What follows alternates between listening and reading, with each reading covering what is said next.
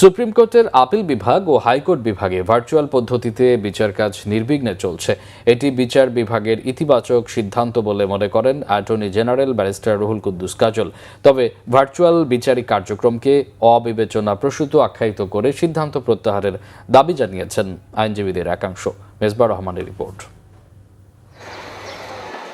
বর্তমান বৈশ্বিক জ্বালানি পরিস্থিতি বিবেচনায় সুপ্রিম কোর্টের উভয় বিভাগে সপ্তাহে বুধ ও বৃহস্পতিবার ভার্চুয়াল বিচার কাজ পরিচালনা করা হবে বলে সিদ্ধান্ত নেয় সুপ্রিম কোর্ট প্রশাসন। বুধবার অ্যাটর্নি জেনারেলের কার্যালয়ে সব কাজ ভার্চুয়ালি হয়। ভার্চুয়ালি আদালত পরিচালনায় বিচার কাজে কোনো সমস্যা হবে না বলে মত অ্যাটর্নি জেনারেলের।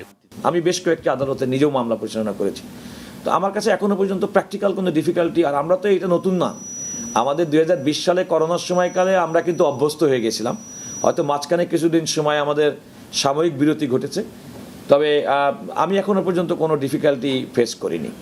তবে ভার্চুয়ালি আদালতে বিচার কাজ পরিচালনা সাময়িক, এটা দীর্ঘমেয়াদী সিদ্ধান্ত নয় বলেও জানান তিনি। এই ব্যবস্থাটা কিন্তু সম্পূর্ণ সাময়িক, এটা কোনো দীর্ঘমেয়াদী কোনো ব্যবস্থা হিসেবে উনি গ্রহণ করেননি। এটি একটি সাময়িক ব্যবস্থা, এবং এই সাময়িক ব্যবস্থা যতদিন প্রয়োজন মনে করবেন উনি, তারপরে আমার বিশ্বাস যে তিনি এটা রিভিউ করে নিয়মিত আদালতেই এটা নিয়মিতভাবে আমরা শারীরিক উপস্থিতিতে আদালত পরিচালনার যে রেওয়াজ এবং রীতি আমাদের দেশে, সেটি আসলে সেদিকে আমরা ফিরে যেতে পারবো বলে আমি আশা করি।